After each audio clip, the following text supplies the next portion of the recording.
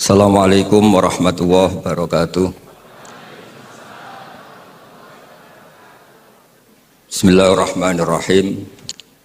Tabarakalladzi nazzalal furqana ala 'abdihi liyakuna lil 'alamina nadhira. Allahumma shalli wa sallim wa barik ala sayyidina Maulana Muhammadin wa ala alihi wa sahbihi asma'in, amma ba'du. Saya mulai kecil nekuni fikih, terutama fikih. Tapi karena bapak saya itu hafal Quran, keluarga saya itu banyak yang hafal Quran. Hafal beneran, maksudnya itu hafal betul itu. Nah, sehingga terus saya juga ikut hafal. Nah, kenapa judulnya seperti ini? Ini makalah nanti di tasrih istilahnya pondok bareng-bareng Pak Kores. Jadi Indonesia yang damai ini nggak lepas dari peran kitab-kitab yang datang ke kita, datang ke Indonesia. Misalnya arti kemenangan. Arti kemenangan itu tafsir yang datang ke kita. Ini yang paling terkenal kan tafsir Munir, karangannya Syekh Nawawi Al-Jawi. Itu beliau menyebut kemenangan umat Islam itu kemenangan logika.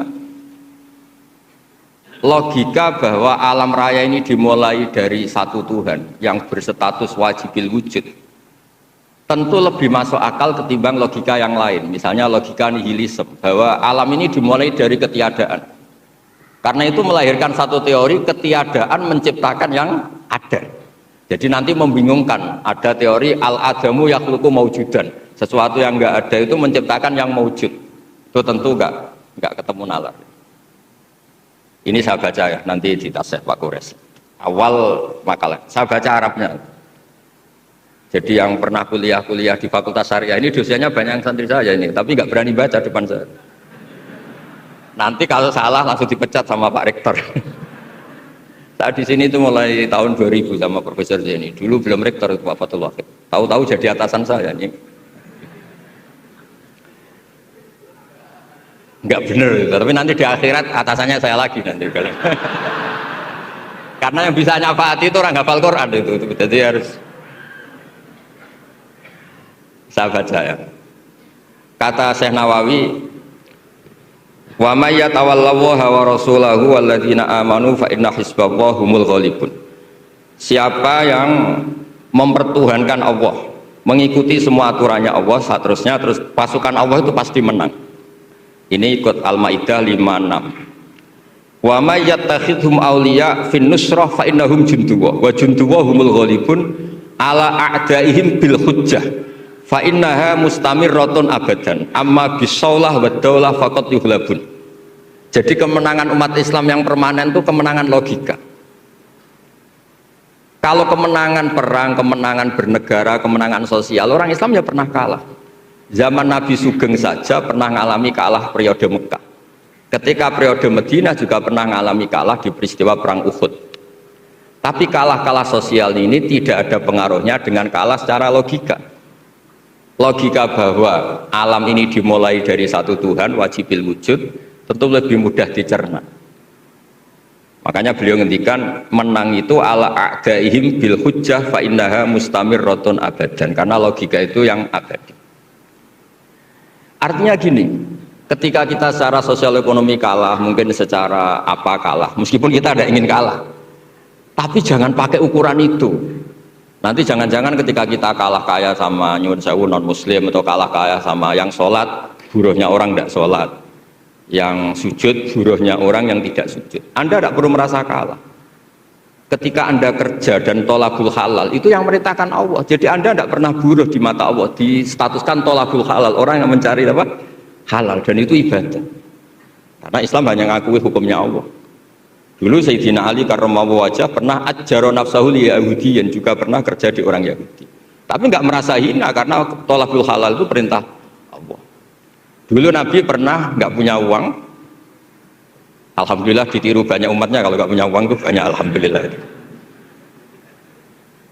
Semoga jangan karena ingin punya uang ingin jadi dosen, berarti nyari jadi guru karena ingin punya uang. Semoga enggak jadi guru karena ingin ngajar. Nggih, monggo niki tobat niki. Jadi walhasil terus akhirnya Nabi itu mau beli gandum lah atau makanan. Cara Indonesia mungkin beras. Cara Jawa itu ngutang. Terus kata orang Yahudi, jaminannya apa Muhammad? Nabi sempat bilang, ngendikan, saya ini dipercaya langit, masa kamu tidak percaya saya? Kata orang Yahudi itu menurut orang Islam, saya ini Yahudi kan. Walhasil Nabi terus rohanahu dir'an. Nabi menggadekan rompi perang sebagai jaminan kalau kapan-kapan tidak kuat bayar. Ya muamalah sama orang Yahudi. Jadi intinya tafsir yang datang ke kita itu banyak cerita. Bahkan cerita fitnah min adzabil qabri itu ceritanya Sayyidah Aisyah itu didatangi dua perempuan Yahudi. Sayyidah Aisyah itu dermawan sekali. Ya memang orang-orang soleh itu jubila aulia wala sakha, orang soleh itu pasti dermawan. Karena sering dikasih, terus si orang Yahudi, perempuan Yahudianya itu mendoakan semoga kamu diselamatkan dari siksa kubur. Sama sih ingat redaksi di kitab Bukhari. Walam an'am an usaddiqahuma, kata Sayyidah Aisyah, saya tidak nyaman membenarkan dia karena dua orang ini orang Yahudi. Setelah Nabi datang terus diceritani sama Sayyidah Aisyah, itu benar bahwa nanti memang ada adzabil qabri. Semenjak itu ada isti'adzah min adzabil qabri. Allahumma inni a'udzubika, seterusnya sampai min adzabil qabri wa fitnatil mahya. Dan masih banyak lagi cerita-cerita sosial Nabi yang Nabi tertawa-tawa ketika orang Yahudi bilang nanti pas kiamat itu kan hancur semua Muhammad. Lalu orang-orang sudah mati diletakkan di mana? Pokoknya terus orang Yahudi cerita-cerita, terus Nabi tertawa-tawa, fadhahika hatta badat nawajiduhu tasdiqan lima qalahul khabru. Nabi tertawa-tawa, oh ya benar. Semenjak itu ada ilmu bersama bahwa kalau orang Yahudi, orang Nasrani cerita ilmiah itu la tusaddiquhum wa la tukadzibuhum. Kamu jangan ngambil sikap membenarkan, juga jangan sampai ngambil sikap mendustakan. Kamu benarkan jangan-jangan pas yang muharraf, yang tipuan. Kamu dustakan jangan-jangan yang masih orisinil. Makanya secara ilmiah Nabi ngendikan la tusaddiquhum wa la tukadzibuhum. Intinya tidak ngambil sikap ekstremis itu juga ajaran tafsir yang sampai ke kita. Karena kita ini butuhnya menang fil hujjah. Dan Allah sering ngendikan di beberapa ayat, diantaranya tentu qul falillahil hujjatul baligh. Makanya di sini saya itu profesor sering ngaji di sini Pak Kures. Tapi entah lupa apa tidak, saya tuh sering ngaji direktorat sama Pak Fathul Wahid. Harusnya sudah jadi kiai karena sering ngaji sama saya. Tapi kalau jadi kiai kan, kata Profesor Zaini itu pernah cerita, kalau jadi kiai itu rezekinya agak jelas, nggak per bulan dapat apa gaji. Makanya Pak Zaini pas ketua ini sayang Bu Ova nggak hadir karena beliau di Jakarta, putri Pak Zaini sekarang yang jadi rektor di UGM. Itu ada ustadz latihan kiai itu jatuh di Indramayu, pas itu beliau ketua wilayah itu Kemenak di Indramayu. Itu jatuh, santrinya tuh susahnya bukan main, tapi kata kiainya nggak apa-apa, masih. Ternyata yang dipegang itu salam template itu. Jadi badannya agak dipikir tapi masih. Karena dulu jadi kiai itu susahnya minta ampun. Makanya profesi ini sudah jarang yang mau. Kalau jadi kiai artis banyak yang mau karena makanya saya jadi kiai di UI itu sering istighfar. Jangan-jangan ini kategori elit sehingga hisabnya besar. Makanya saya ini termasuk kiai orisinil. Jadi saya dipaksa jadi kiai di sini tapi sering nggak mau karena saya ini kiai betul. Jadi kalau fasilitas banyak takut hisab. Kalau kiai nggak betulan fasilitas banyak tambah seneng. Nah ini bukan nyindir siapa-siapa, ini memang aturan ikhlas begitu, mukhlisina lahuddin, enggak nyindir siapa-siapa, memang aturannya begitu. Saya cerita di keluarga saya yang masih megang itu. Di pondok itu ajaran pertama itu tauhid, dan itu mesti diajari sifat pertama Allah itu wajibul wujud, wujud kita mbakok mukhalafatul lil hawadis. Dan mereka sering beri contoh. Kenapa tafsir Munir Bismillahirrahmanirrahim? Pertama yang diterangkan oleh tafsir Munir, Senawi Al-Jalil. Kenapa Al-Quran dimulai dari ba? Dan ba dimulai ada titiknya satu.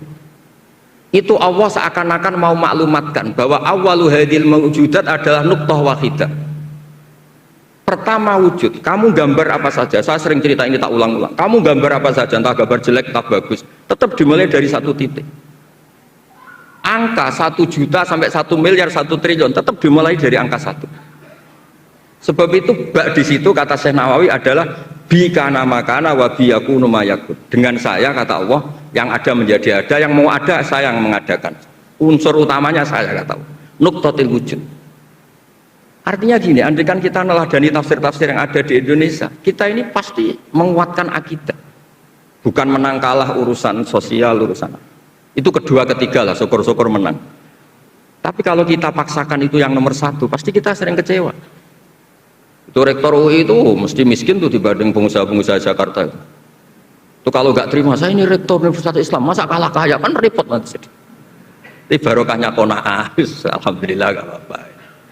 Ya jadi jelas ya di sini beliau ngendikan yang menang hujah itu fa innaha mustamirratun abadan. Logika itu mustamirratun abadan. Dalam kitab Fathul Bari sarahnya Shahihul Bukhari dijelaskan kemenangan umat Islam itu iltidza dan aklian. Kita punya akidah yang secara akal itu nyaman. Coba Anda misalnya jadi muslim, Anda mungkin profesor, kayak alim, kayak top, terus ditawari satu teori begini, hadil maujudat khalaqahal adamu misalnya, ini yang alam nyata ini penciptanya adalah ketiadaan, kamu pusing 7 keliling, ini gimana sesuatu yang ada kok penyebabnya ketiadaan. Sebab itu dulu ada sahabat namanya Jubair bin Mut'im, itu tokoh besar di kafir Quraisy. Saking tokohnya dia yang jadi utusan untuk membebaskan Asra Badrin, tawanan Badar. Pas dia nginep di masjid nunggu ketemu Nabi, Nabi pas sholat maghrib baca wattur wa kitabim mastur fi rabbim mansur, didengerin sama dia sampai pada ayat am khuliqu min ghairi syai'in am humul khaliqun. Masa alam raya yang seluas ini kemudian diciptakan tanpa sebab yang ada, atau kamu-kamu yang enggak mengakui Tuhan itu kamu pencipta langit dan bumi? Am khalaqus samawati wal ardh bal la yuqinun. Nangis dia, nangis terus sungkem masuk Islam sampai ngendikan fakaan nama sudi qalbi. Sebagian riwayat kada qalbi ayatir, dengan logika yang dibangun Quran itu hampir habis, saya habis, karena Quran sangat demokratis. Qul ara'aytum ma tad'una min dunillah aruni ma khalaqu minal ardi am lahum syirkun fis samawati. Kalau Anda merasa jadi Tuhan enggak apa-apa, tapi tunjukkan reputasi Anda. Apa Anda menciptakan langit bumi? Apa ketika saya bikin langit kata Allah kamu ikut urun? Saya sering cerita, apa kamu ikut nyumbang semen pas saya bikin langit? Enggak kan? Malah sebagian ayat Allah ngendikan ma asyadtuhum khalqas samawati wal ard. Mereka-mereka yang kamu Tuhan kan ketika aku bikin langit bumi, mereka di mana? Membantu saya apa kata Allah? Kok enak tahu-tahu jadi Tuhannya bumi, enggak ikut bikin, ikut jadi Tuhan gitu. Itu habis Jubair bin Mut'im. Akhirnya masuk Islam. Artinya gini, ketika Islam belum kuat, masih banyak ashabis sufa yang miskin, mondok saja numpang Nabi, itu hujahnya sudah menang. Makanya kata Syekh Nawawi, yang mesti menang itu hujah fa innaha mustamirratun abad. Ya dicicil aja satu aja ya, nanti kapan-kapan ketemu lagi. Terus ini yang agak rileks, ini yang spesial. Saya itu jarang pergi sama istri saya gara-gara memang adatnya gitu. Saya karena soal Pak Kures tadi istri saya ikut karena Pak Kures juga bawa istri. Ini spesial betul. Biasanya saya agak pernah karena adat keluarga saya itu ya begitulah. Ya jadi saya mohon semohon-mohonnya nanti Pak Kures bisa nerangkan panjang gitu. Jadi terus yang kedua ya dua aja lah dua. Ya ayyuhalladzina amanu sabiru. Di sini dijelaskan ala masyaqqatil istidlal fi ma'rifati tauhid wan nubuwah wal ma'ad. Wa ala masyaqqatis istinbatil jawab an syubuhati nahwil falasifah. Wahai orang-orang yang beriman, bersabarlah kamu. Di sini artinya sabar itu apa? Membuat logika yang mudah difahami banyak orang, kemudian orang itu mencintai Allah dan Rasul. Dulu itu ada orang Bedui. Ketika Imam Asy'ari berpendapat iman yang diterima itu imanul mufakkir, bukan imanul muqallid. Enggak boleh taklid buta dalam iman. Terus ditentang banyak orang. Dulu zaman Nabi banyak orang Bedui imannya diterima. Terus kata Imam Asy'ari, coba kamu jalan-jalan di kampung. Ternyata orang kampung ketika ditanya, bima arafta rabbak, kamu selalu ngurusi ternak, ngurusi sapi, unta, lalu kamu tuh tahu Tuhan kamu dari mana? Jawabnya orang Arabi ini, al-ba'ratu tadullu alal ba'ir wa atharul aqdam yadullu alal masir. Ada kotoran ya ada sapinya. Kalau ada bekas orang lewat ya pasti ada yang lewat. Artinya kalau ada makhluk itu pasti ada atharun min athari qudratillahi ta'ala. Pasti ada bukti yang menciptakan. Itu ulama terus bikin logika. Lah yang saya sering cerita paling populer di kitab saya punya kitab namanya Nailul Ma'mul, karangannya Syekh Mahfud At-Turmusi, itu orang Indonesia juga. Beliau nukil dari cerita Imam Amudi. Saya cerita di mana-mana. Imam Amudi itu gurunya Syekh Izzuddin bin Abdussalam, Sultanul Ulama, itu punya guru namanya Imam Amudi. Itu senangannya ngajar matematika, bukan ngajar tafsir, ngajar matematika. Terus ketika beliau meninggal, muridnya tanya. Tadi Profesor Kures juga cerita mimpi. Ini saya cerita mimpinya Imam Amudi. Ma fa'ala bika rabbuk, yang diperlakukan Tuhan kamu itu apa? Anda hanya pengajar matematika. Terus kata Imam Amudi, ternyata ketika Allah ketemu saya mengumpulkan banyak malaikat, disuruh ngajar saya. Saya masih hafal teksnya. Istadilla ala wahdaniyati bi hadrati malaikati. Coba kamu terangkan cara menemukan saya bahwa saya ini satu di depan para malaikat. Kalau malaikat kan sudah tahu karena bawa aras, bawa surga neraka. Kata Imam Amudi, beliau ngendikan semuanya adalah, beliau ngendikan angka itu 2, 3 sampai 1 triliun sampai berapapun, nisbatu dzalika ilal wahid nisbatul far'i ilal asli. Angka itu entah 2, entah 4, entah 1 miliar, 1 triliun. Dibandingkan angka 1 tetap namanya nisbatul far'i ilal asli. Tetap semuanya itu tabang dari angka 1. Fasabatal wahid jalla jalaluh. Maka yang mesti abadi, yang mesti ada al-wahid jalla jalaluh. Allah senangnya bukan main. Loh ini loh pinter. Enggak jadi malaikat sudah ngerti kalau saya ini satu. Nah, itu ya pinternya ulama. Isbiru ala masyaqqatil istidlal fi ma'rifatit tauhid. Nggih, clear ngoten mawon. Monggo niki kula Sohibul Bal karena saya niki anak buah Pak Wahid pegawe. Monggo jenengan. Bismillahirrahmanirrahim. Assalamualaikum warahmatullahi wabarakatuh.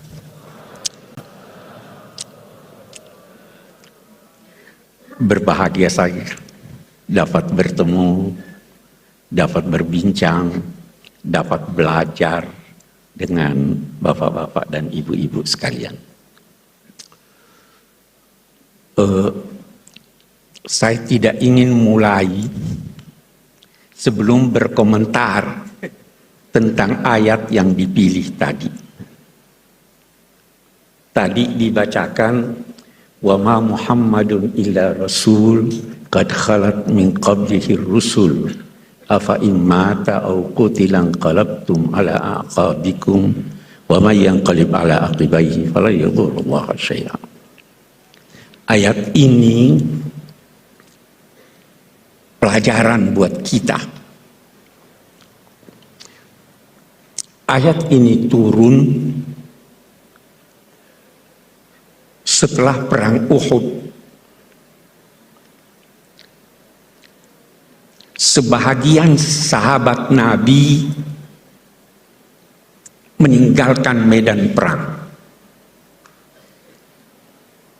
Bahkan diduga ada yang goncang imannya sehingga meninggalkan Islam. Turun ayat ini. Ada satu penafsiran yang saya anggap baik sekali dari seorang pemikir Aljazair, Malik bin Nabi. Beliau berkata, ayat ini pelajaran buat kita semua bahwa jangan menilai baik buruknya sesuatu dengan mengaitkannya pada sosok yang mengucapkannya. Sahabat-sahabat yang meninggalkan medan perang dan yang boleh jadi meninggalkan Islam itu karena mereka terkagum-kagum pada Nabi pada saat hidupnya, dan begitu tersebar bahwa beliau wafat, beliau meninggalkan. Ini karena mereka mengaitkan kebenaran dengan sosok manusia. Jangan pernah menilai baik buruknya sesuatu karena ada materi. Jangan pernah mengaitkan baik buruknya sesuatu karena ini diucapkan oleh profesor ini, itu, dan sebagainya. Nilailah baik buruknya sesuatu itu dari idenya, bukan dari orangnya, walaupun itu diucapkan oleh Nabi Muhammad SAW, selama ucapan itu bersumber dari pribadi beliau, bukan dari Allah Subhanahu wa Ta'ala. Karena itu sebagian sahabat Nabi, kalau Nabi berucap, itu bertanya, ahada ra'yun am huwa wahyun. Apa ini pendapat pribadimu atau ini wahyu? Kalau wahyu sami'na wa ata'na. Tapi kalau pribadi Nabi, boleh jadi beliau keliru. Nah, ini saya kira pilihan yang baik untuk mengingatkan kita. Dan untuk menjadikan kita ketika menilai atau membaca tafsir-tafsir dari siapapun, termasuk orang-orang yang kita kagumi, jadikanlah kebenaran, baik atau buruknya sesuatu itu berdasarkan ide yang disampaikan. Itu yang pertama. Nah, tafsir karya ulama Indonesia cukup banyak. Tetapi tidak banyak yang komplit 30 juz.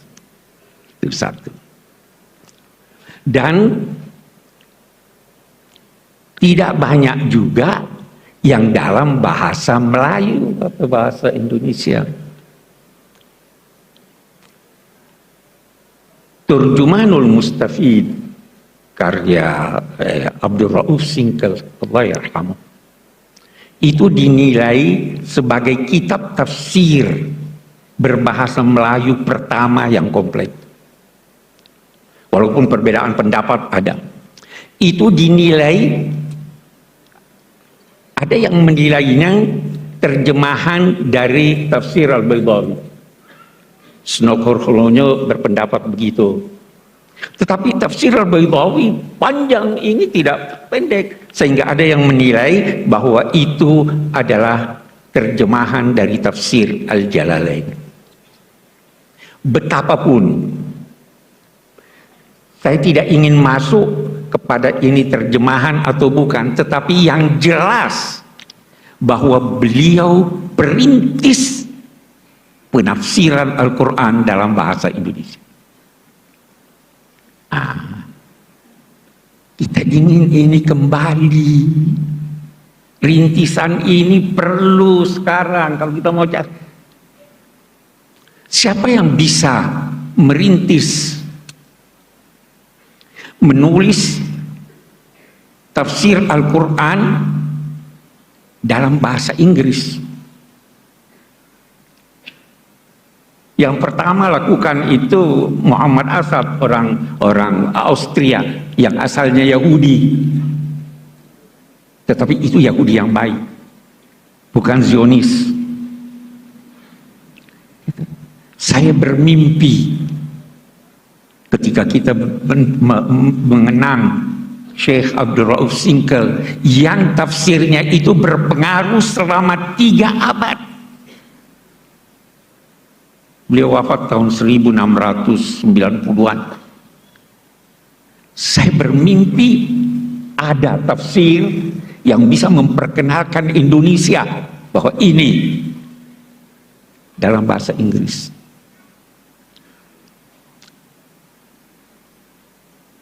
Itu kita, walaupun isinya boleh jadi sebagian kita tidak setuju. Apalagi kalau kita bicara tafsir Al-Baydawi. Ada di tafsir Al-Baydawi. Nah, ini di pesantren-pesantren pasti masih dibaca sekarang ya. Ada di tafsir Al-Baydawi dikutip hadis la tatara'a narahuma, tidak boleh saling terlihat api yang digunakan memasak antara apinya orang Muslim dan apinya orang Yahudi. Terus dia berkata, itu firman Allah, wala tattakhidul yahuda wan nasara auliya, adalah larangan mempekerjakan orang Yahudi. Ini nggak bisa. Itu dibantah sudah oleh ulama-ulama yang lain. Tapi kita berkata, itu pada masanya. Pada masa kita, situasi telah berbeda. Jadi walaupun kita membaca, kita kritis. Betapapun Syekh Abdul Rauf Singkel adalah perintis yang harus kita hormati. Dan kita ikuti jejak beliau dalam hal yang benar. Saya pindah Syekh Nawawi Banten, Allah yarham. Ini orang sangat istimewa. Jangan pernah menduga bahwa yang superior itu dalam bidang agama orang Arab. Tidak. Beliau gurunya orang Arab. Sampai dikenal sebagai apa? Sayyidu ulama il-Hijaz. Beliau diminta mengajar di Al-Azhar. Orang dari mana? Dari Serang. Ini pewarisnya.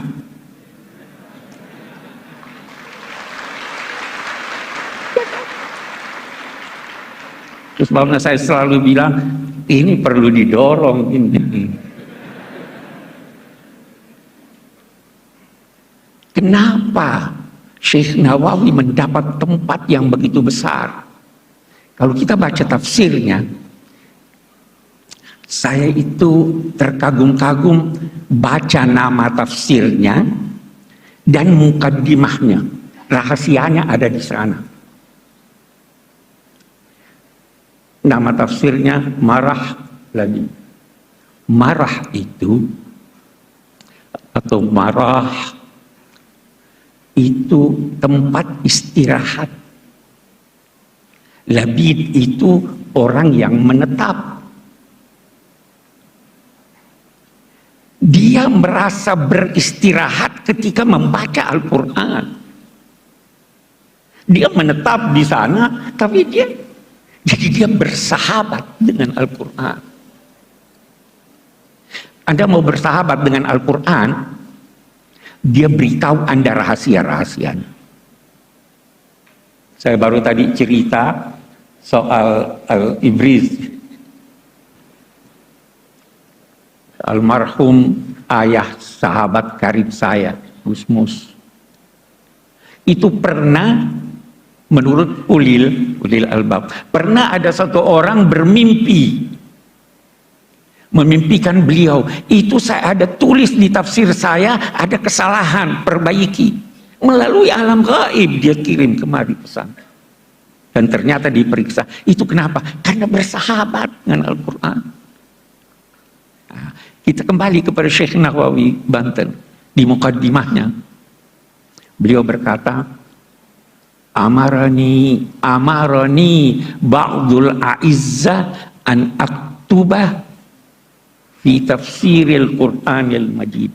Saya diperintah, bukan diminta. Lihat tawadhu'nya, rendah hatinya. Saya diperintah oleh orang-orang mulia untuk menulis tafsir Al-Quran. Fataraddatu zamanan tawilan. Saya ragu. Kenapa ragu, wahai imam? Jangan sampai saya termasuk kelompok orang yang dinyatakan Nabi memfassar Al-Qur'ana bi ra'yihi falyatabawwa maka. Ini orang takut. Tidak gampang-gampang tafsir. Ini sudah alim besar ini masih takut dia menafsirkan. Memang itu. Allahu nazzala ahsanal hadis kitaban mutasyabihan taqsya'irru minhu juludul ladzina amanu. Baru setelah itu wa tatma'innu qulubuhum. Ya kan? Setelah merasa takut zamanan, waktu yang panjang, saya nggak bisa, takut saya salah. Terus beliau menulis apa? Maka saya menulis iqtidaan bis salafis salih, mengikuti orang-orang alim sebelum saya. Baru ada hal yang menarik lagi dari mukaddimahnya.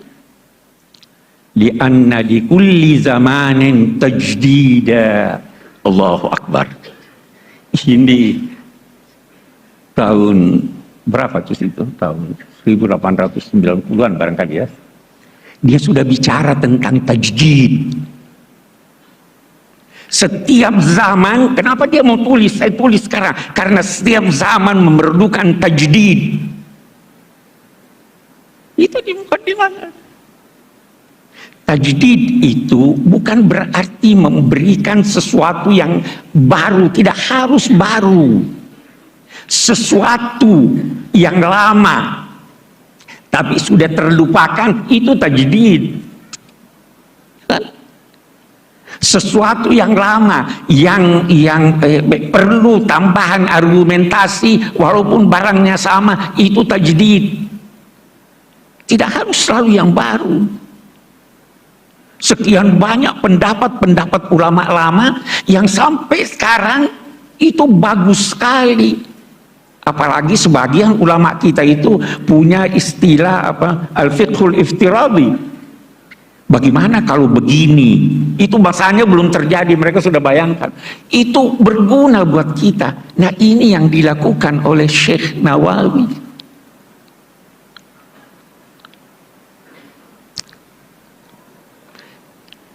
Sekali lagi, beliau sangat takut salah, tetapi ingin untuk menjelaskan mengikuti as-salafus saleh. Dari sini lahir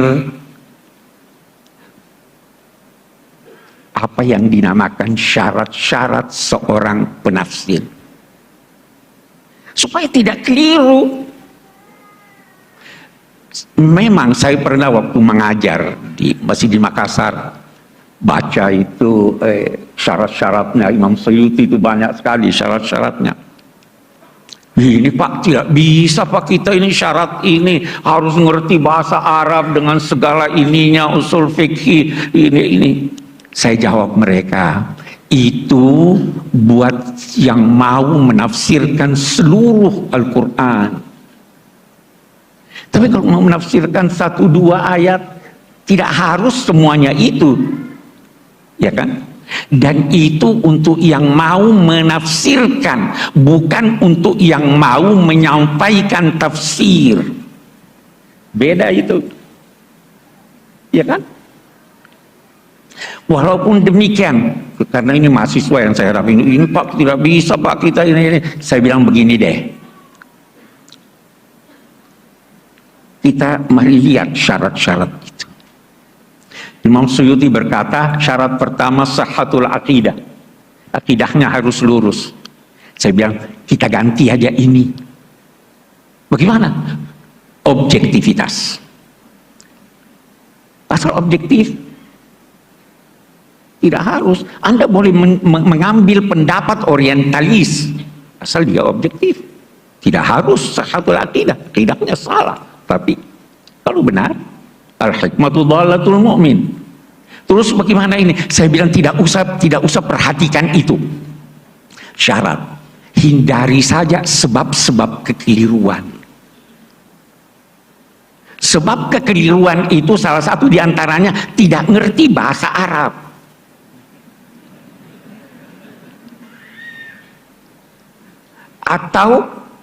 Atau menerjemahkan kata dalam bahasa Arab dari kamus-kamus modern. Itu bisa salah. Pernah tersebar itu Nabi Muhammad sebelum jadi Nabi sesat dia itu. Kenapa? Itu kan di Quran, wa wajadaka dhallan fahada. Dhal itu bukan berarti sesat. Tidak menemukan kebenaran itu juga dhal namanya. Antadilla ihdahuma. Kalau ada dua perempuan, itu juga itu saya sudah beri saran. Itu saya tidak tahu apa sudah diperbaiki atau tidak. Itu ayat yang menyatakan fa illam yakuna rajulaini farajulun wa mar'atan antadilla. Diterjemahkan begini, kalau tidak ada dua orang lelaki, tidak ada seorang lelaki, maka dua orang perempuan. Masa tidak ada dua? Kalau bukan, beda enggak? Kalau bukan seorang lelaki, maka dua orang perempuan. Takut jangan sampai salah satu dari perempuan itu lupa, tubillah. Ya kan beda sudah ini. Tidak ngerti bahasa Arab. Ini bagus nih. Terjemahan artinya. Karena tidak mungkin Al-Quran itu dialih bahasakan. Mengalih bahasakan bahasa Jawa ke bahasa Indonesia aja tidak mungkin. Terlalu kaya bahasa Jawa. Ya. Apalagi Al-Quran. Kita terjemahkan maknanya. Tapi jangan keliru. Di sini Al-Baqarah diartikan apa? Sapi betina. Kenapa betina? Karena ada tak marbuta. Itu bukan tak marbuta yang menunjukkan perempuan atau jenisnya. Itu jenis sapi. Ada yang liar, ada yang ini jantan atau tidak. Itu Baqarah, kawan. Tapi kekeliruan kita itu. Jadi sebentar kita akan bicara lebih banyak tentang itu. Yang penting jangan pernah menduga sekali lagi bahwa kita bangsa Indonesia tidak mampu melebihi bangsa-bangsa lain walaupun yang bahasa ibunya bahasa Al-Quran. Sekali lagi buktinya kita mampu. Asal kita mau belajar, kita bisa. Bahkan sampai sekarang, saya anggota Majlis Hukama Al-Muslimin, pimpinan Syekh Al-Azhar. Itu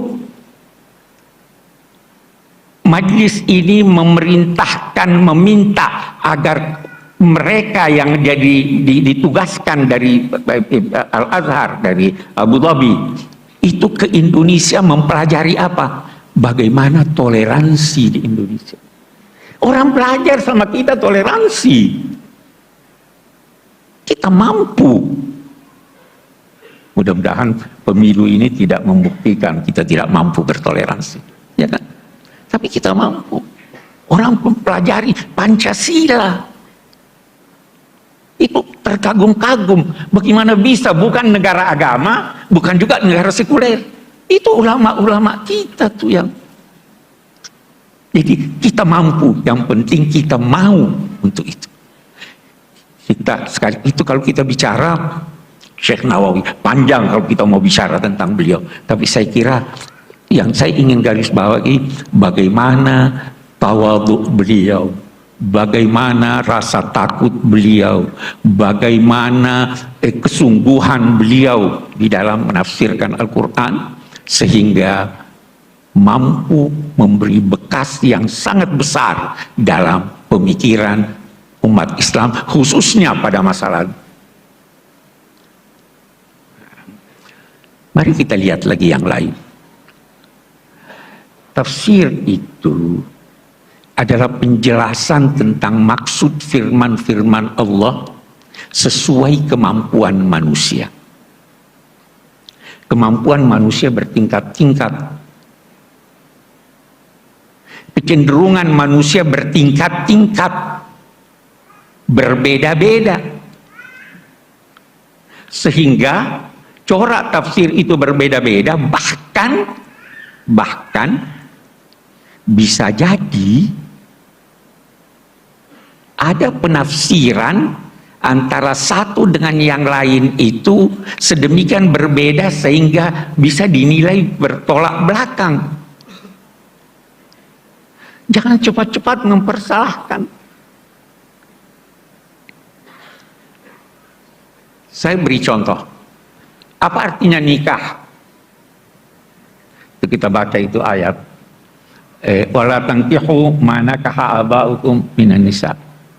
Nikah itu akad atau hubungan seks. Kalau saya berkata nikah itu akad, maka seorang ayah yang berhubungan seks dengan seorang wanita, lalu wanita itu hendak dikawini oleh anaknya, boleh atau tidak? Boleh, karena dia tidak menikah. Tapi kalau kita berkata bahwa nikah itu adalah hubungan seks, berlawanan kalau nikah. Kalau dia sudah menikah walaupun belum berhubungan seks, sudah tidak boleh. Jadi kita harus mentoleransi ini, silahkan. Banyak sekali hal-hal semacam itu. Tapi ada hal yang menarik. Ada hal yang menarik. Dari tafsir-tafsir berbahasa Indonesia ini, ada yang jelas sekali nuansa Indonesianya. Tafsir Buya Hamka itu jelas sekali nuansa Indonesianya. Sajak-sajak dalam bahasa Indonesia. Ya toh? Bahasa Indonesianya indah. Contoh-contohnya itu yang kita kenal di Indonesia. Saya di tafsir Al-Misbah, belum habis waktu saya. Saya di tafsir Al-Misbah ada menulis tentang mathalu kalimatin thayyibah kasyajaratin thayyibah. Perumpamaan kalimat thayyibah la ilaha illallah itu adalah seperti pohon yang baik. Asluha sabit wa far'uha fis sama. Akarnya menghunjam ke dalam, kokoh. Cabangnya naik, menjulang ke atas, dan menghasilkan buah yang banyak. Banyak ulama, termasuk saya yang mengutip ini, mengatakan itu pohon korma.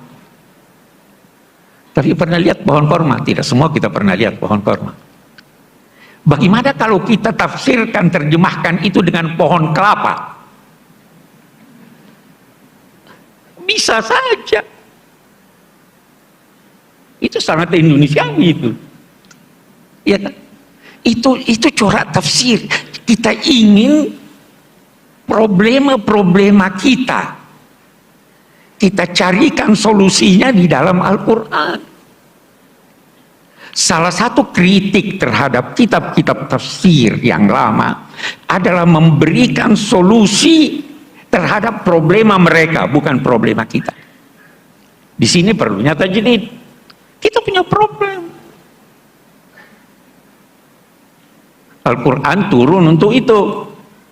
Apa itu? Kana nasu ummatan wahida wa ba'atsallahu an-nabiyyina mubashshirina wa mundzirin wa anzala ma'ahumul kitab liyahkuma bainan nasi fi maktalaf. Alkitab itu turun untuk memberi putusan tentang perselisihan manusia. Ulama itu bertugas menyelesaikan problem, bukan menjadi problem. Ya. Itu tugas kita. Ini yang kembali lagi saya kepada Imam An-Nawawi tadi. Ini tajdid. Tajdid sudah didengungkan jauh sebelum Kiai Ahmad Dahlan. Sudah dicetuskan ulama itu lanjutan dari ini, kita tajdid. Tapi dasar ulama-ulama yang begitu tekun menulis tafsir tahunan. Itu tafsir Al-Furqan 30 tahun. Itu pertanyaan yang datang ditulis setelah 30 tahun baru jadi. Itu pun ada kritik. Terlalu ahli bahasa. Padahal tidak semua bisa diartikan, punya arti dalam bahasa Indonesia. Banyak sekali. Satu contoh umum. Aqimus shalah apa artinya? Memang dirikan salat. Apa itu yang dimaksud? Qama itu satu dulu hal. Qama itu berarti berdiri, itu sikap sempurna. Anda mau hormat orang sambil baring nggak sempurna, sambil duduk nggak sempurna. Qama. Sehingga qama itu berarti ketika berkata aqimus shalah, sempurnakan pelaksanaan salat. khusyuknya, sebelum khusyuknya, sunnahnya wajib. Itu aqimus. Mau diterjemahkan apa nih sekarang? Ya terjemahan artinya. Kalau kita hanya terjemahan begitu, seperti yang seringkali kita temukan di Al-Furqan, itu bisa atuz zakah. Apa artinya atuz zakah? Tunaikan, tunaikan. Atu itu bisa berarti sempurna. Atu itu bisa berarti antar. Atu itu bisa berarti sesuatu objeknya yang baik.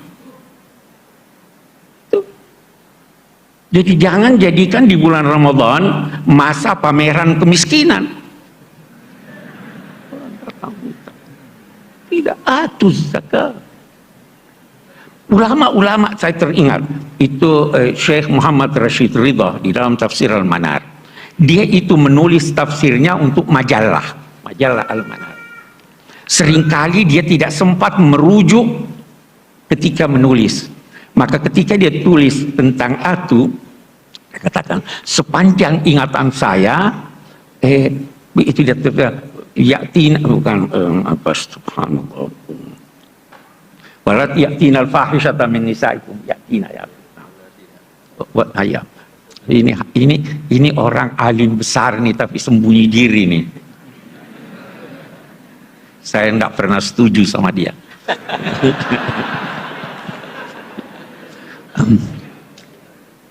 Dia katakan atu itu untuk sesuatu yang buruk. Yatina sesuatu yang buruk. Yatina al-fahisha. Rashid Ridha kita hormat. Tapi karena tidak hati-hati dia salah. Apa buktinya salah? Kenapa ada yatina min kulli fajjin amik?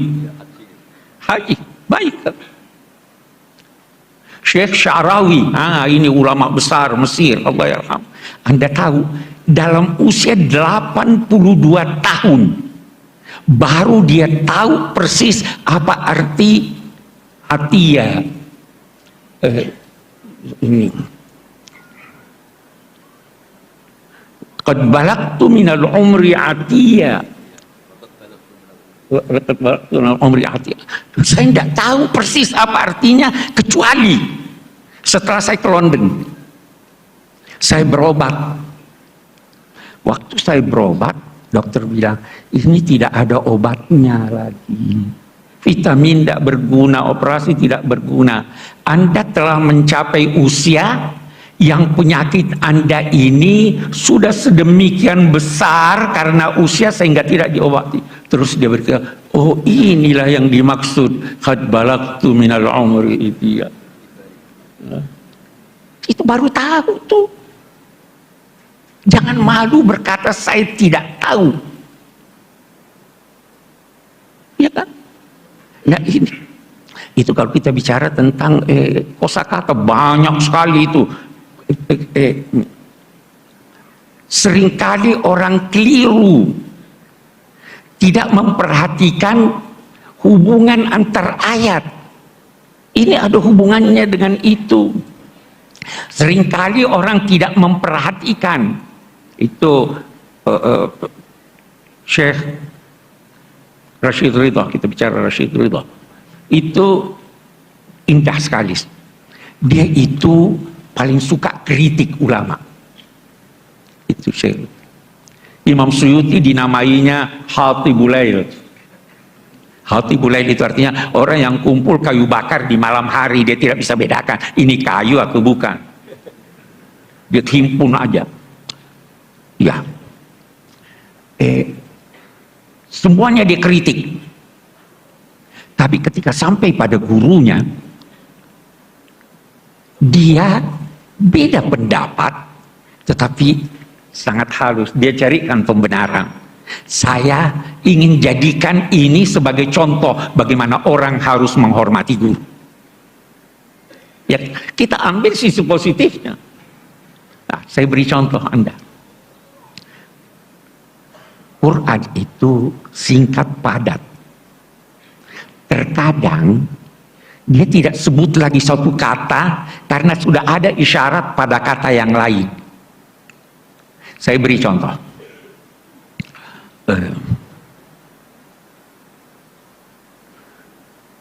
Ja'alakumul laila litaskunu fihi wan nahara mubsira. Allah menciptakan buat kamu malam supaya kamu dapat tenang, tidur tenang. Dan menciptakan siang terang benderang. Ini ada kata yang tidak disebut. Allah menciptakan buat kamu gelap, malam itu gelap supaya kamu dapat tenang tidur. Kenapa dia tidak sebut gelap? Karena di sini sudah ada dia sebut mubsiran. Tapi dia tidak sebut untuk apa itu mubsiran, karena sudah ada di sana lawannya. Sama dengan zuyyina linnasi hubbus syahawati minal nisa'i. Diperindah bagi manusia kecintaan kepada perempuan. Memangnya perempuan tidak cinta laki-laki? Kenapa tidak disebut? Tidak disebutkan? Wal banina, dan anak laki-laki. Memangnya anak perempuan tidak disebut? Saya punya 4 anak perempuan, semua saya cintai. Ya kan? Kenapa begini? Singkat, Al-Quran ingin berkata, karena saya sudah sebut di sini An-Nisa, saya tidak perlu sebut Ar-Rijal, karena di sana saya sebut itu. Itu di Quran banyak sekali. Hubungan antar ayat itu banyak sekali. Yang biasa karena tidak memperhatikan itu, kita masuk dalam kekeliruan pada penafsiran ayat-ayat Al-Quran. Itu kita lihat. Dan ulama-ulama kita itu tidak segan-segan mengoreksi pendapatnya. Saya pernah ditanya, Pak Kures, koreksi enggak? Ada enggak kesalahan di tafsir Al-Misbah yang banyak? Koreksi enggak? Saya bilang saya serahkan pada yang lain untuk mengoreksi, karena saya sudah tua, saya sudah tidak bisa. Kalau Pak Hasbi As-Siddiqi itu, dia koreksi. Itu ulama beneran, itu ulama-ulama kita. Iya kan? Jadi sebenarnya sekali lagi saya ingin katakan, kita ini alhamdulillah punya potensi yang sangat besar untuk mengembangkan ilmu pengetahuan. Dan mungkin yang diperlukan adalah tekad dan bantuan Allah Subhanahu wa taala. Yakinlah kalau Anda bersahabat dengan Al-Quran, dia akan menyampaikan pada Anda rahasia-rahasia. Baik melalui bacaan Anda maupun melalui ilham. Itu kan, baca itu, Iqra bismi rabbikal ladzi khalaq, khalaqal insana min 'alaq, baru dia Iqra wa rabbukal akram alladzi 'allama bil qalam. Yang kedua nih yang kita mau, 'allamal insan. Itu dapat ilham Anda. Tanyakanlah kepada mereka yang banyak menulis tentang itu. Anda dapat ilham. Al-Quran itu tidak habis-habis maknanya. Tidak ubahnya seperti alam raya ini. Bumi kita ini dari dulu seperti ini. Tapi setiap saat ada rahasia baru kalau kita pelajari. Kalau Anda belajar Al-Quran, setiap saat Anda bisa mendapatkan rahasia baru. Yang disampaikan boleh jadi melalui penelitian Anda, atau boleh jadi melalui mimpi, melalui ilham, dan sebagainya. Itu sebabnya dia katakan Iqra wa rabbukal akram. Dia bukan katakan wa rabbukal karim. Karim itu apa artinya? Dari segi bahasa kita biasa artikan mulia, ya. Bukan dong mulia. Salah satu yang dikembangkan oleh ulama-ulama dewasa ini adalah tidak memahami kosakata Al-Quran kecuali dengan merujuk pada Al-Quran.